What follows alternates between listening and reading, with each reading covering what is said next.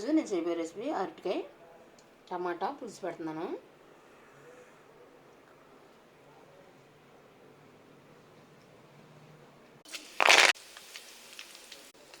ఉల్లిపాయ పెట్టినప్పుడే టమాటా ముక్కలు వేసుకుందాం. మగ్గిపోయింది. ఇప్పుడు అరటికాయ ముక్కలు వేసేద్దాం. పసుపు, కారం, ఉప్పు, ముందు ఉత్తి నీళ్ళు వేసి ముక్కలు ఉడకనివ్వాలి.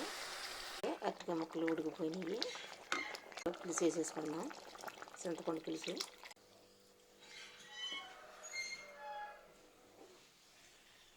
ఓకే, పులుసు రెడీ అయిపోయింది. ఓకే, ఇప్పుడు లాస్ట్లో మనం కొత్తిమీర వేసేసుకుందాం.